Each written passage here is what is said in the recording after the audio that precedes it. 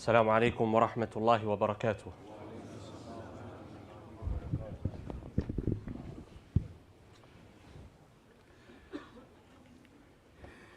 الله أكبر الله أكبر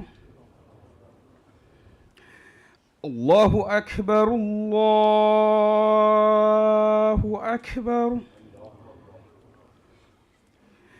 أشهد أن لا إله إلا الله أشهد أن لا إله إلا الله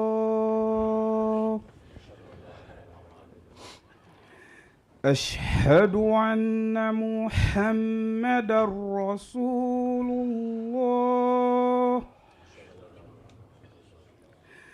أشهد أن محمدا رسول الله حي على الصلاة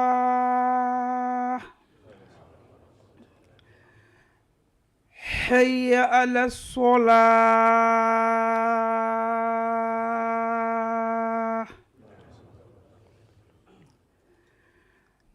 حي على الفلاح حي على الفلاح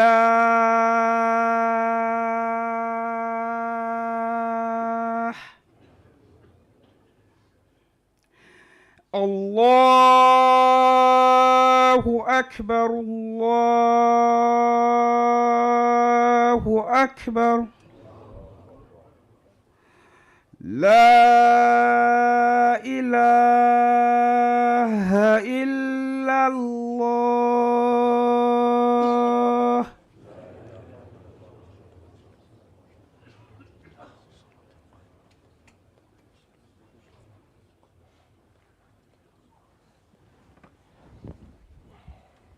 إن الحمد لله نحمده ونستعينه ونستغفره ونعوذ بالله من شرور أنفسنا ومن سيئات أعمالنا من يهده الله فلا مضل له ومن يضلل فلا هادي له وأشهد أن لا إله إلا الله وحده لا شريك له وأشهد أن محمدا عبده ورسوله يا أيها الذين آمنوا اتقوا الله حق تقاته ولا تموتن إلا وأنتم مسلمون أوصيكم ونفسي بتقوى الله فإن الله تعالى مع المتقين وبعد.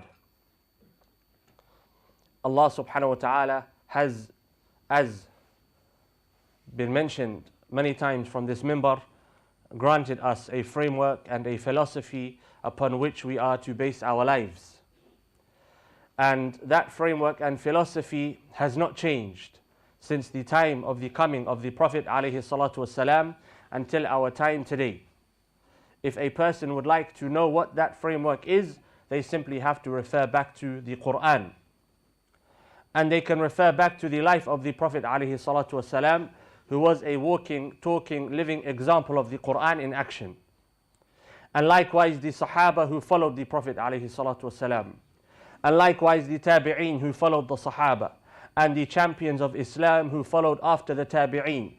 Our history is full of examples of individuals, whether male or female, young or old, who transformed themselves and their societies based upon the framework and the philosophy of Islam as granted by Allah subhanahu wa ta'ala to our Messenger alayhi salatu wasalam. And Allah subhanahu wa ta'ala, from His wisdom in giving us the life of the Prophet alayhi salatu wasalam, gave us a blueprint which has stood the test of time. A blueprint, when applied, successful, regardless of the circumstance or the situation that the Muslims or those who apply the blueprint find themselves in. And there have been times similar to our time today. Of course, there are differences, but there have been times similar to our time today, wherein the Muslims have become game for those that have the biggest and most powerful of means. And individuals, groups came along who changed the times. changed the circumstances. An example which can be perhaps looked at as very close to our time with its differences. If we go back in history, when the Tatar, the Mughals, invaded the Muslim lands, and that which was at the time considered to be the Khilafah Islamiyah, the Muslim empire, the seat of the Muslim world, collapsed, Allah subhanahu wa ta'ala raised an individual, and that individual was being raised prior to his name becoming known amongst the rest of the ummah. Sayfuddin Qutuz. Allah subhanahu wa ta'ala used this individual to turn the tides. And what happened later on in history, if we fast forward, the Mughal, the Tatar, they became Muslims. They became Muslims. They entered into Islam. The only time in history where the conqueror took upon themselves the religion of those who were conquered by them. The only time where this has taken place en masse. What's the point that I am getting at? The point is, we look at our time today, and some of us may feel helpless. Some of us may feel distraught. Some of us may feel distressed. But it's important to turn the finger that we are pointing towards external components and point it at ourselves. Not necessarily for the purpose of blame, but for the question of what am I going to do? What am I going to do that's going to make a difference? Short term and long term. And we can only influence our own selves and those around us.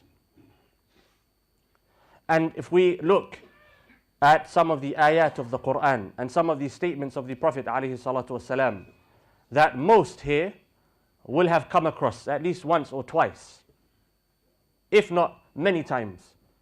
Allah subhanahu wa ta'ala, He says, وَإِذْ قَالَ رَبُّكَ لِلْمَلَائِكَةِ إِنِّي جَاعِلٌ فِي الْأَرْضِ خَلِيفَةً. A verse which has been recited many times in this masjid and in most of the masajid in the world. Allah subhanahu wa ta'ala, He says, if Allah telling the Prophet ﷺ about the creation of Adam, Allah subhanahu wa ta'ala, He said to the angels, I am going to place upon the earth a khalifa, a deputy, someone who is responsible for the application of that which Allah wants to see on His behalf on this earth.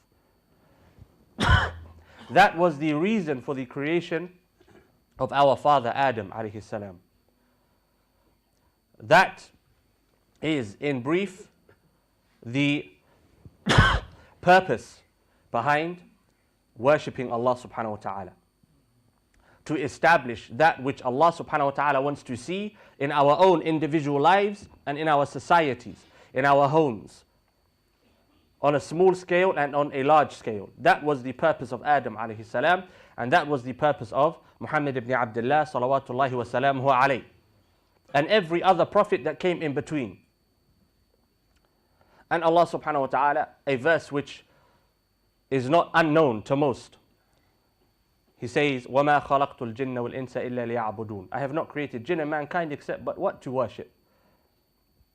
But unfortunately, we do not associate the two verses together.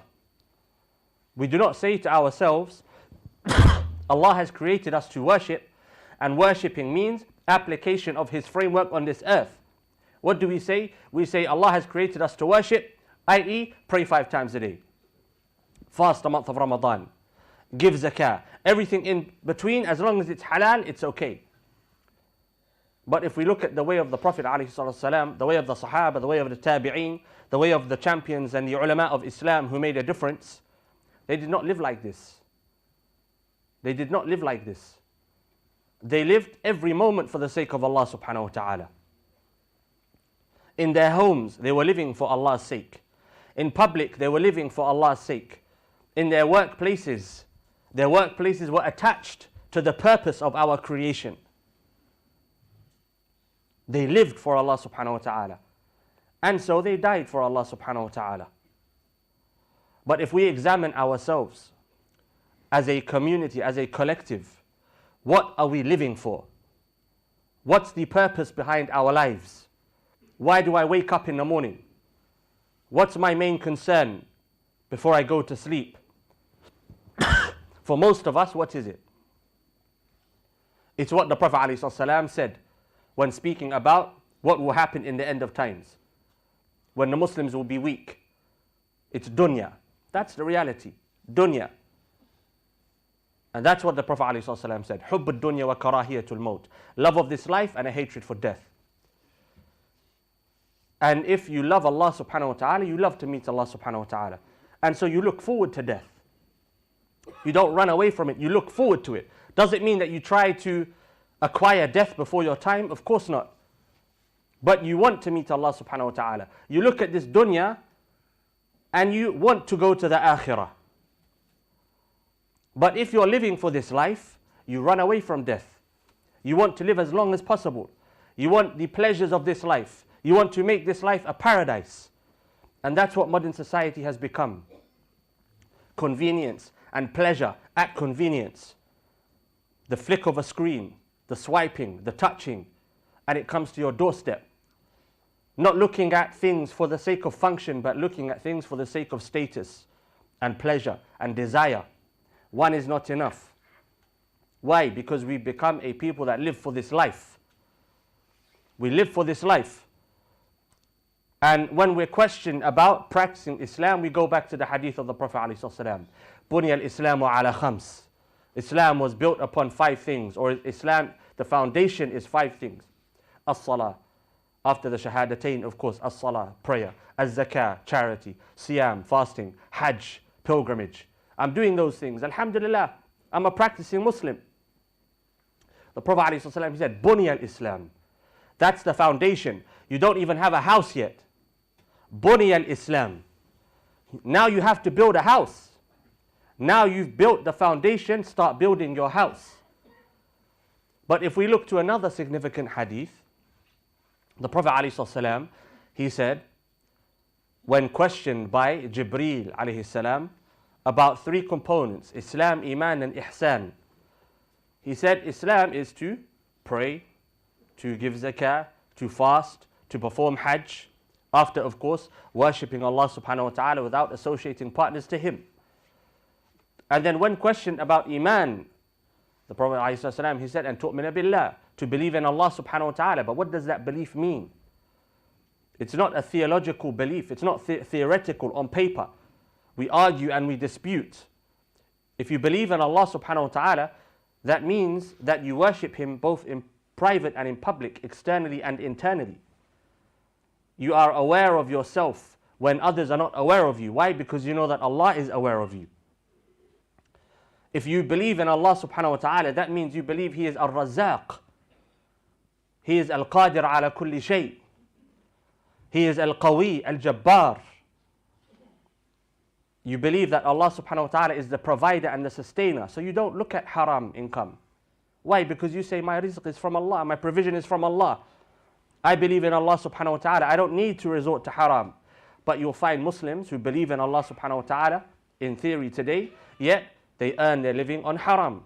Whether it's selling haram legally, such as alcohol in corner shops, or usury in banks, or properties, mortgage-based, selling them, not owning them. We're not talking about owning one house for the sake of your family. We're talking about buying and selling. Selling drugs, selling stolen property. But then you ask them, they say, I'm a Muslim, I'm a mu'min. So where's the application of Iman, the internal application of Iman? You believe that Allah subhanahu wa ta'ala sees you at all times. And so you don't engage in haram when others don't see you. And that, of course, is what Siyam is supposed to teach us. You believe that Allah subhanahu wa ta'ala is the most powerful. And so when you see the nations of the earth come against a group of believers, you side with the believers. And you say the believers are going to be successful. Why? Because they have with them Allah subhanahu wa ta'ala, Al-Qawi. This is what believing in Allah subhanahu wa ta'ala is. And that's the way the Sahaba believed. That's the way the Tabi'een believed. That's the way the like of Sayfuddin Qutuz and Salahuddin al-Ayyubi believed. And so they had the strength to stand against whoever stood in front of them. And tu'mina bi malaikatihi, to believe in his angels. Again, similar to Allah subhanahu wa ta'ala, believing that his angels write down the good and write down the bad, and that you have with you hafadha, who preserve you from that which is not supposed to afflict you. You believe in the gatekeeper of hellfire, or the gatekeepers of Jannah. And tu'mina bi kutubihi, you believe in his books. And the most important, of course, Al-Quran. What is it to believe in Al-Quran? What is it to believe in it? It's to believe that its application is the only way for success in this life and in the next. Are we living like that though? Are we saying it with our tongues but yet not doing it with our bodies? Are we applying the Quran in our individual lives, in our family lives, in our societal lives, in our job lives? Or is it something we have at home? We pull it out at Ramadan and we start to read it. Perhaps even we read it daily, but we don't apply it. And Ibn Abbas, he said, رُبَّ قَارِئِ الْقُرْآنِ وَالْقُرْآنُ يَلْعَنُ. Perhaps a reciter of the Quran is being cursed by the Quran itself. Why? Because he's doing that which he shouldn't do according to the Quran. And he's not doing that which he should do according to the Quran. To believe in the ghaib. Jannah is real. Jahannam is real. The shayateen are real. All of these things, they have a practical implication on life when you believe in them correctly. And al-qadr. And this, of course, is the most important. To believe in al-qadr. Someone who believes in al-qadr looks at what's happening in the world today, what's happening in Palestine, in Yemen, what happened and is currently happening in Sham, in Iraq, in the Muslim world, and believes in qadr. This is maqdur, and this is for a hikmah, a wisdom that we do not understand. And Allah subhanahu wa ta'ala has informed us about some of the qadr that has been written prior to our existence, such as the returning of Isa alayhi salam, the arrival of Al-Mahdi. The person who believes in qadr sees what's happening in the world today and asks, am I good enough to be with Isa alayhi salam when he comes back? Am I going to be from the believers when there are two camps? It has a daily implication on the way we live our lives, the way we interact with society. And then ihsan, and takhsha Allah, and ta'bud Allah, to have consciousness of Allah subhanahu wa ta'ala, or to worship Allah subhanahu wa ta'ala as if you see him. He's with you at all times, even though you can never see him in this life. You don't pray for others, you don't recite Quran for others, you don't fast for others, you don't call to Islam for others, you're doing it for Allah subhanahu wa ta'ala's sake. You live for Allah subhanahu wa ta'ala's sake, and you hope to die for Allah subhanahu wa ta'ala's sake. That's your purpose in this life. That's what real application of Islam looks like. And that will lead to real application in all areas. Are we as a community doing that? As individuals, every single person can reflect. Am I living like that? Or have we fallen into the halalification of the dunya? The halalification of the dunya. Did the Prophet ﷺ chase his desires? Of course not. Did the Sahaba? No. But that's what we're doing in the name of being halal. The non-Muslims eat and drink all day. We can do it too, but let's halalify it. Instead of eating out at haram restaurants every single day, let's eat out at halal restaurants every single day. Is that the way of a Muslim? No, it's not. That's extravagance. The non-Muslims, they buy the luxuries of this life and the pleasantries of this life with haram money, perhaps halal according to the Sharia, but they're not Muslims. Let's do it too. Let me own multiple coats that cost hundreds or thousands of pounds, cars, houses, watches. And this is becoming a thing now amongst young Muslims. Amongst young Muslims. The halalification of the hustler image. That's not from the deen. That's not from the deen. The Prophet ﷺ, he was the most poorest of poor in his time. Many of the Sahaba likewise. Does it mean I have to be poor? Of course not. If I have wealth in my hand, I keep it in my hand. I use it in a way that's pleasing to Allah subhanahu wa ta'ala.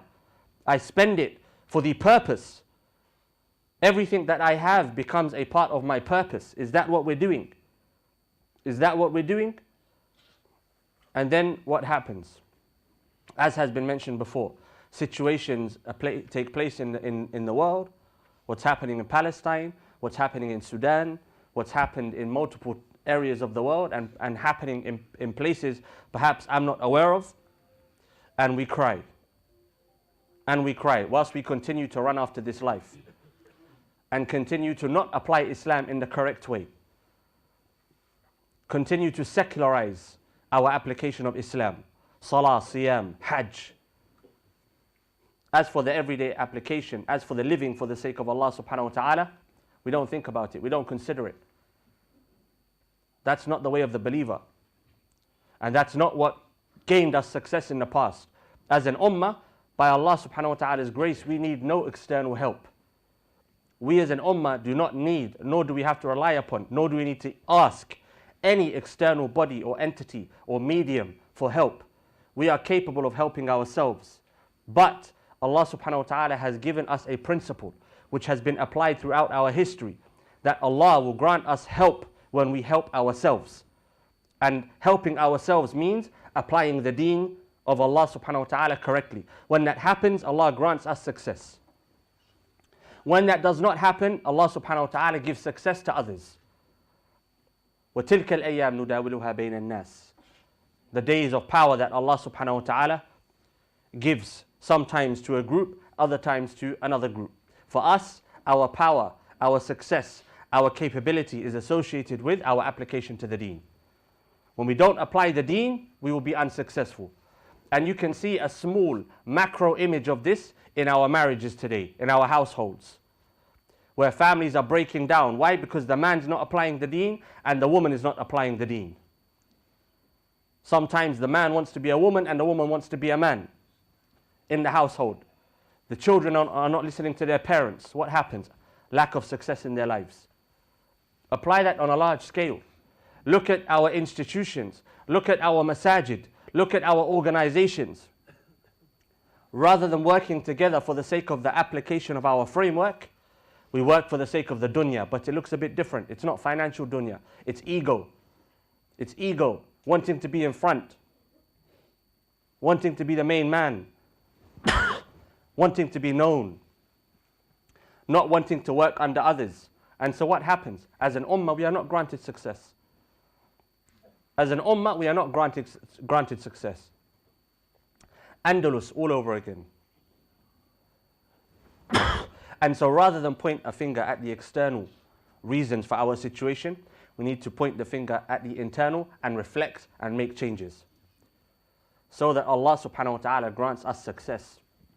Because our success will not come from anywhere else. Our success will not come from an international court of justice. Our success will not come from the United Nations. Our success will not come from powerful nations that have established themselves in their own ways. Our success will not come from those people. Our success will come from ourselves with Allah subhanahu wa ta'ala's permission. But that requires change. And there are short-term changes, short-term successes that we can achieve, and there is a long-term success that is our ultimate goal, the application of Islam. Bringing the light to the darkness that has currently enveloped the world. Because that's what's happening. People are not happy. People are miserable. People are depressed. People are suffering. Why? Because the light of Islam has not been shone for a long time. And alhamdulillah, people are starting to find the light of Islam and starting to taste the sweetness of Islam. But it's still not enough. It's not enough. We as an ummah have to take on upon ourselves this message and this purpose as a collective, not as individuals, as a collective. Just like during the time of the Prophet ﷺ, the Sahaba, the Tabi'een, and those who followed them. أقول قولي هذا وأستغفر الله لي ولكم ولسائر المسلمين فاستغفروه إنه هو الغفور الرحيم.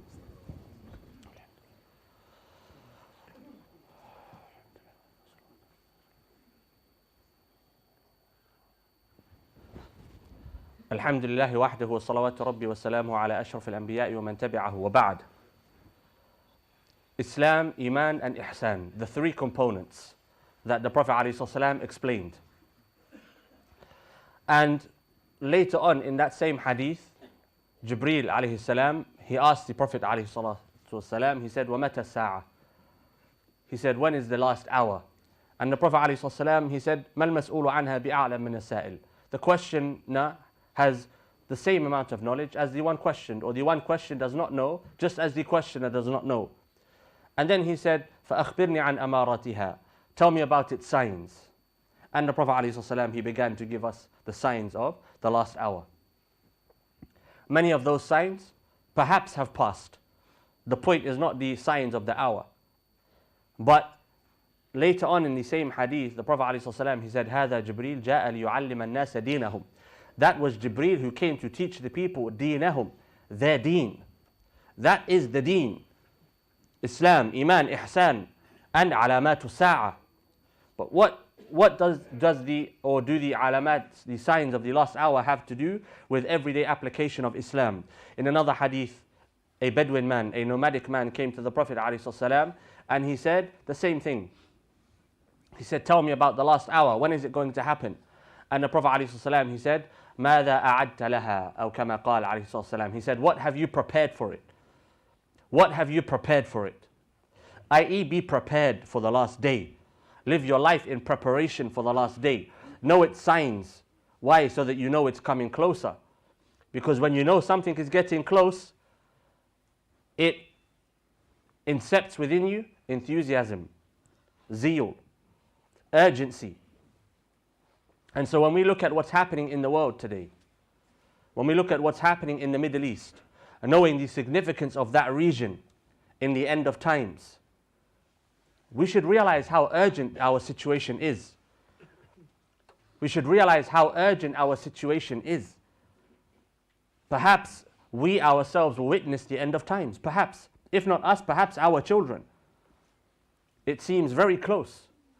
And so if we continue to busy ourselves with the dunya, running after the pleasures and the niceties of this life, whilst we can see the signs of the last hour approaching in front of us, we are like the person who's moving houses from a rundown flat to a nice mansion tomorrow, but he's still furnishing his rundown flat.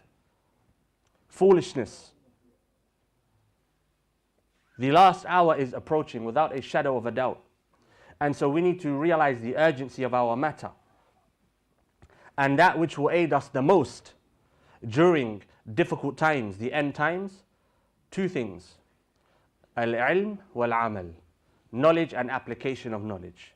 Not knowledge alone, nor application of knowledge or worship alone. It has to be knowledge and application of knowledge. The Prophet ﷺ, he said, تعرف إلى الله في الرخاء يعرفك في الشدة. Get to know Allah subhanahu wa ta'ala in times of ease, and He will know you in times of difficulty. How do you get to know Allah subhanahu wa ta'ala? By learning the deen of Allah subhanahu wa ta'ala and by applying the deen of Allah subhanahu wa ta'ala, i.e. worshipping Him when times are easy. Right now here we have security, we have homes, we have warmth, we have vehicles, we have food and drink. Some have more than others, but we still have it. These are times of ease in comparison to what other people are going through in the world today. And so if we're not utilizing this time of ease to learn and to worship, we're wasting our time. To teach our children, we're wasting our time. The matter is urgent. And so we have to realize the urgency of this situation. The dunya is fleeting and the akhirah is coming closer. And of course, every single person has a prescribed time. And so perhaps one of us here will leave this life prior to any of these signs that we're speaking about. There may be someone here in this room, Allah subhanahu wa ta'ala has written for them to pass away this week, to pass away today, to pass away tomorrow. Allah knows best. And so the urgency of the akhirah, the urgency of meeting Allah subhanahu wa ta'ala should be with us at all times. Should be with us at all times. And that urgency should be in front of us because it will help us to change, help us to stay focused, help us not to get pulled into the glamour of this life. And we only have to look to those that passed away before us for reflection. How many used to live in Lewisham, they're no longer here. How many walked this earth 100 years ago, no longer here? Likewise, in a few years' time, we will say the same about some of ourselves. In a century's time, none of us will be here. None of us will be here. We'll be in our graves. And we won't have the opportunity that we have today. May Allah subhanahu wa ta'ala grant us the ability to reflect and to change. And may Allah subhanahu wa ta'ala make us components